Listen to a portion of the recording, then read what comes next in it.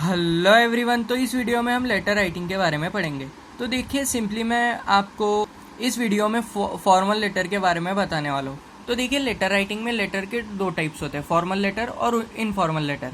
Formal letter उन्हें लिखा जाता है, या फिर हम कह सकते हैं फॉर फॉर्मल पर्पजेस के लिए लिखा जाता है, जैसे कि किसी चीज़ की कंप्लेन करनी हो, या फिर जॉब एप्लीकेशन के लिए, या फिर अपने टीचर को कोई लेटर लिखा, प्रिंसिपल को कोई लेटर लिखा, वगैरह वगैरह। इनफॉर्मल लेटर अपने रिलेटिव्स को, फ्रेंड्स को, फैमिली मेम्बर्स को लिखा जाता है। और फॉर्मल लेटर और इनफॉर्मल लेटर के दोनों के फॉर्मेट्स अलग अलग होते हैं, बट आज मैं फॉर्मल लेटर के बारे में बताऊंगा। तो देखिए, फॉर्मल लेटर का जो होता है फॉर्मेट, पहले तो सेंडर्स एड्रेस आता है। देखिए, इसके बारे में ज़्यादा बॉदर ना करें, क्योंकि एग्जाम्पल से भी आपको समझ आ जाएगा। फॉर्मल लेटर का पहला जो मतलब फॉर्मेट में है, सेंडर्स एड्रेस। जो भी लेटर को लिख रहा है उसका एड्रेस सबसे पहले, उसके बाद डेट। देखिए, एक चीज़ है सेंडर्स एड्रेस के, आप डायरेक्ट नीचे डेट लिख सकते हो, या फिर एक लाइन छोड़ के भी, क्योंकि अलग अलग आप बुक्स प्रीफर करोगे तो आप देखोगे कि अलग अलग टाइप्स के फॉर्मेट होते हैं। बट अगर इन जनरल देखा जाए तो सेंडर्स एड्रेस के नीचे ही बिना लाइन छोड़े आप डेट लिखते हो। उसके बाद डेट के बाद रिसीवर्स एड्रेस। तो देखिए, सेंडर्स एड्रेस कैसे लिखना है, डेट कैसे लिखनी है, ये भी मैं आपको आगे बताऊंगा। उसके बाद रिसीवर्स एड्रेस। रिसीवर्स एड्रेस के दो पार्ट होते हैं, एक होता है डेजिग्नेशन ऑफ द रिसीवर, तो वो तो आगे देखेंगे हम, वो कोई चिंता नहीं। उसके बाद सब्जेक्ट, फिर सैल्यूटेशन। सैल्यूटेशन भी हम आगे देखेंगे, बॉडी के बारे में भी डिटेल में पढ़ेंगे। और कॉम्प्लीमेंट्री क्लोज। कॉम्प्लीमेंट्री क्लोज में क्या आता है, थैंक यू के बाद आप क्या, थैंकिंग यू के बाद आप क्या लिखते हो, यूअर्स ट्रूली, फिर XYZ, मतलब जो भी नाम हो। तो अब देखते इन सब चीज़ों को डिटेल में। तो देखिए, अभी सेंडर्स एड्रेस देख लीजिए। पहले तो नेम ऑफ द कॉलोनी है, फिर एरिया लिखना है, फिर उसके नीचे नेम ऑफ द सिटी, और उसके बाजू में डैश करके पिन कोड।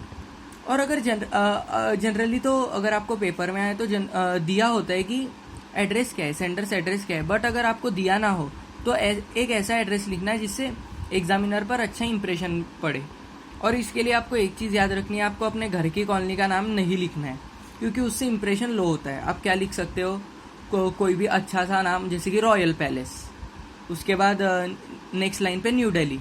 उसके बाद कोई भी पिन कोड। पिन कोड में याद रखिए, ज़रूरी नहीं है किसी रीजन का आपको एग्जैक्टली बताओ, तो आप 6 लेटर्स में कोई भी लिख दो, 1 2 3 4 5 6 भी लिखा तो चलेगा।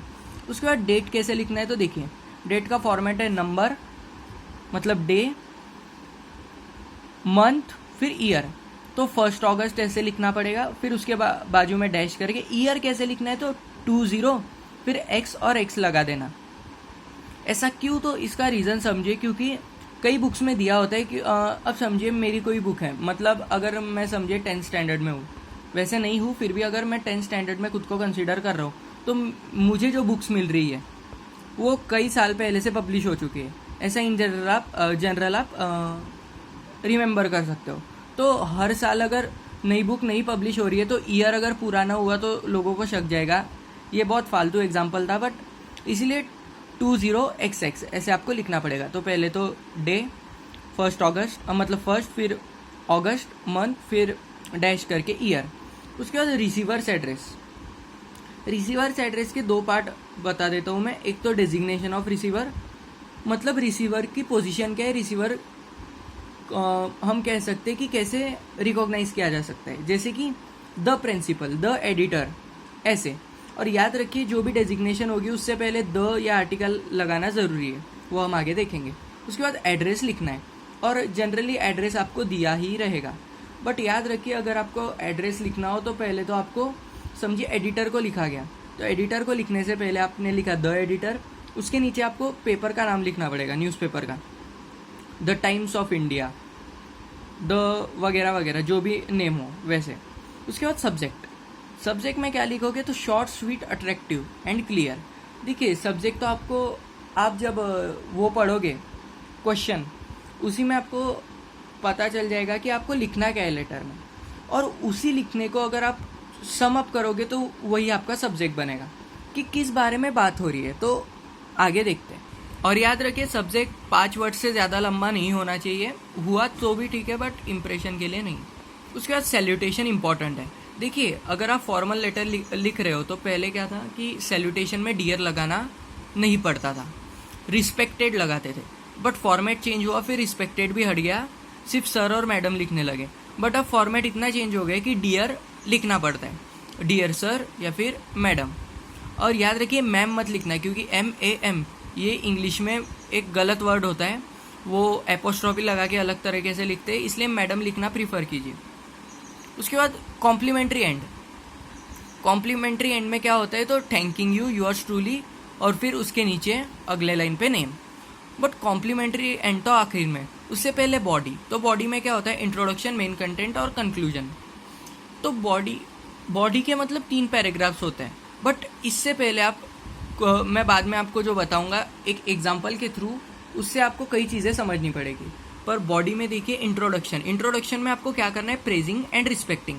देखिए अगर कोई आप लेटर लिख रहे हो और आप अपना ईगो उसमें दर्शा रहे हो, तो सामने वाला भी ईगोइस्टिक रहेगा ही, वो भी आपकी चीज़ को मंजूरी नहीं देगा। बट अगर आप हम्बल रह के कोई चीज़ करोगे तो उससे अच्छा इंप्रेशन भी पड़ेगा और पूरी तरह से वो पड़ेगा भी। कौन, तो receiver. So praising and respecting का मतलब क्या है, समझिए अब किसी एडिटर को लिखा गया, तो उसमें आपको स्टार्टिंग कैसे करना है कि आपके भव्य न्यूज़पेपर में, आपके अच्छे न्यूज़पेपर में, आपके सुप्रसिद्ध न्यूज़पेपर में मैं अपनी बात रखना चाहता हूँ, ऐसे आप कुछ लिखना चाहोगे, जो हम एग्जाम्पल में देखेंगे। इससे क्या होगा, तो आप उन्हें चने के झाड़ पे चढ़ा रहे हो, ये बहुत इंपॉर्टेंट है। उसके बाद मेन कंटेंट। इंट्रोडक्शन आप 3 से 4 लाइन में लिख सकते हो, उससे ज़्यादा लंबा नहीं। और उसके बाद आप सिर्फ इंट्रो दे देना अपने टॉपिक का। उसके बाद मेन कंटेंट जो होता है ये सबसे बड़ा पैराग्राफ रहेगा इन तीनों में से। मेन कंटेंट में आपको सब्जेक्ट के बारे में डिस्कस करना है। ये ऐसा है कि अगर आपको एक लाइन दे दी गई तो आपको उसको पूरी तरह से इलेबोरेट करना है, और इसी में आपका मेन कंटेंट कवर हो जाएगा। समझिए अभी ग्लोबल वार्मिंग का अगर आपको मेन कंटेंट में लिखने को बोला, मतलब लेटर राइटिंग में आया, तो मेन कंटेंट में आप क्या लिखोगे, क्लोरोफ्लोरोकार्बन्स के कारण भी ग्लोबल वार्मिंग की जो परसेंटेज है वो बढ़ रही है। अंटार्कटिका में भी एक होल पाया गया है ओजोन लेयर में, और ये जो सारे फिनोमिनन्स होते हैं ये इंटरकनेक्टेड होते हैं, इंटरलिंक्ड होते हैं। ग्लोबल वार्मिंग के कारण जो है ग्लेशियर्स वगैरह पे भी बहुत बुरा प्रभाव आ रहा है, आप सब लिखोगे। और कंक्लूजन में क्या लिखोगे, तो कंक्लूजन में आप इसका सॉल्यूशन दोगे। सॉल्यूशन में क्या, तो एंड ऑन पॉजिटिव नोट। देखिए कंक्लूजन में अगर आप प्रॉब्लम दे रहे हो तो उसका सॉल्यूशन भी देना ज़रूरी है। देखिए आंसर और सॉल्यूशन में फ़र्क होता है। Every question has answer but every answer is not it's solution, ये बात याद रखिए। तो कंक्लूजन में आप सॉल्यूशन दोगे, और एंड ऑन पॉजिटिव नोट का मतलब ऐसे है कि आखिर में आपको लिखना पड़ेगा I hope you would do so. ये इंपॉर्टेंट है, क्योंकि इसी से आप दिखाओगे कि आपको उन पे भरोसा है, आपको इंस्टीट्यूशन पे बिलीफ है। ये इंपॉर्टेंट है। उसके बाद देखिए कुछ चीज़ें होती है जो लेटर में नहीं करनी होती, बट अगर आपका समझिए अभी बॉडी कंप्लीट हो गई तो उसके बाद कॉम्प्लीमेंट्री एंड, एक लाइन छोड़ के थैंकिंग यू, फिर योर्स ट्रूली, नीचे लिख देना जो भी नाम हो। ट्रूली की जगह आप फेथफुली भी लिख सकते हो। उसके बाद things to be remembered, do not use commas in address, don't be casual, do not leave space in paragraphs, start letter from a new page. अब ये क्या चीज़ है, तो याद रखिए पहले तो आपको देखिए according to the new letter format आपको कॉमास का यूज़ नहीं करना पड़ता। कहाँ पे, एड्रेस में। जैसे कि मैं इससे आपको बताता हूँ, यहाँ पे कॉमा लगा दिया, बट मैं डिफेंस कॉलोनी के बाद कॉमा नहीं लगा सकता, ये बात याद रखिए। मतलब आखिर में आप कॉमास नहीं लगा सकते, ये बात याद रखिए, ये जो है। उसके बाद डोंट बी कैजुअल का मीनिंग ऐसे हुआ कि आपको मतलब ऐसे नहीं बताने की जिसको आप लेटर लिख रहे हो वो आपका घर वाला है। You have to be as formal as possible, ये बहुत इंपॉर्टेंट पॉइंट है। नहीं तो आप पूछ रहे हो कि मामा कैसे है, चाचा कैसे है, बीवी कैसी है, तो वो नहीं चलेगा। उसके बाद do not leave space in paragraphs. अगर लेफ्ट अलाइनमेंट की बात की थी मैंने कि लेफ्ट अलाइनमेंट से ही आएगा, तो यहाँ पे आपको जगह ऐसे नहीं छोड़नी है। और पैराग्राफ जब आप स्टार्ट करोगे, देखिए यहाँ पे भी जगह नहीं छोड़ी है। उसके बाद start letter from the new page. देखिए अगर आपको पेपर में है लेटर राइटिंग और ऐसा क्वेश्चन आ गया, देखिए ये जो क्वेश्चन है, you are Mahesh, write the letter to the editor of local newspaper employing minor children as domestic helper is a common feature, also advocating need to stop this practice. You are from A30 defence colony, new Delhi. ये बात याद रखिए। तो इसमें आप क्या देख रहे हो कि ये आपको लेटर दिया गया है, तो आपको न्यू पेज से स्टार्ट करना है पेपर में। अगर आपके पिछले पेज पे अगर जगह छूट गई हो तो उसे छोड़ दीजिए, बट लेटर को न्यू पेज से ही स्टार्ट करना है। तो अब देखते हैं एग्जाम्पल से। अब इसी लेटर का मैं आपको बताता हूँ सॉल्यूशन। तो ये देखिए, ये A30 defence colony new Delhi, ये पिन कोड, और ये देखिए, ये फर्स्ट 2 लाइन जो है ये है सेंडर्स एड्रेस, ये है डेट, ये है डेजिग्नेशन ऑफ द रिसीवर, ये है रिसीवर्स एड्रेस। यहाँ पे एक गलती हो गई, देखिए मैंने हिंदुस्तान टाइम्स लिख दिया, बट यहाँ पे द हिंदुस्तान टाइम्स आएगा, ये बात याद रखिए। कोई भी न्यूज़पेपर के पहले आपको द आर्टिकल लगाना ज़रूरी है, यहाँ पे मैं भूल गया, सॉरी। तो उसके बाद देखिए, पहले ये sender's address, date, designation of receiver, receiver's address, फिर सब्जेक्ट अगर आप देखोगे तो ये सब चीज़ें किसके बारे में बात हो रही है, मतलब क्वेश्चन में आपको किसके बारे में डिस्कस करना है, तो चाइल्ड लेबर के बारे में। और क्या चाइल्ड लेबर को प्रमोट करना है? नहीं, टू स्टॉप चाइल्ड लेबर। तो 3 लाइन में आपको सिंपली आपको बताना है कि क्या stopping child labour, sorry 3 words में, एज सिंपल एज दैट। उसके बाद डियर सर, देखिए अकॉर्डिंग टू न्यू फॉर्मेट आपको डियर यूज़ करना पड़ता है। पहले सिर्फ सर या मैडम, उससे पहले क्या रिस्पेक्टेड सर या फिर मैडम, तो वो अलग बात है। तो मैंने डियर सर यूज़ किया यहाँ पे। उसके बाद देखिए पहली line, through the column of your esteem newspaper I want to raise my voice against the exploitation of minors by so called elite class या फिर एलिट क्लास, जो भी आपको। तो पहले ही लाइन में आपने एडिटर को बढ़ा दिया, मतलब आपने एडिटर को सम्मान दे दिया। उससे क्या, अब वो आगे के लेटर में इंटरेस्ट लेगा।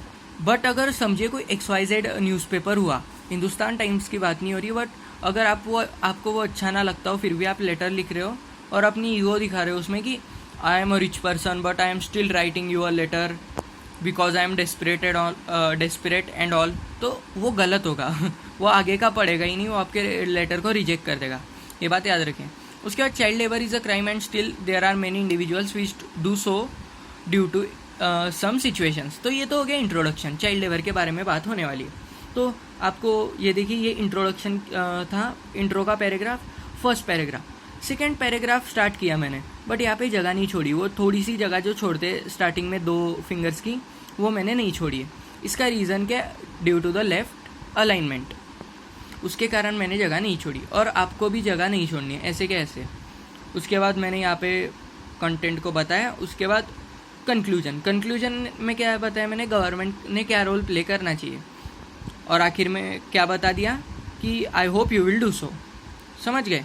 तो यही आपको करना है कि आपको पहले उनको सम्मान देना है, उसके बाद आपके टॉपिक को एक्सप्लेन करना है कि क्यों इस पे बात होनी चाहिए और क्यों ये वैलिड है, और उसके बाद बताना है कि आप इस पेपर पे भरोसा करते हो, आपको भरोसा है इंस्टीट्यूशन पे। इससे क्या होगा, तो they will pay attention towards your letter.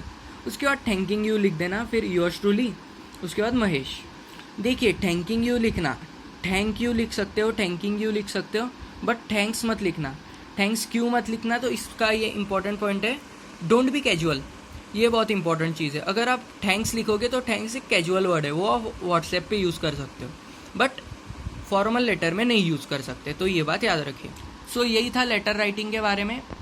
I hope you love the video, keep watching, keep liking, keep subscribing, thank you.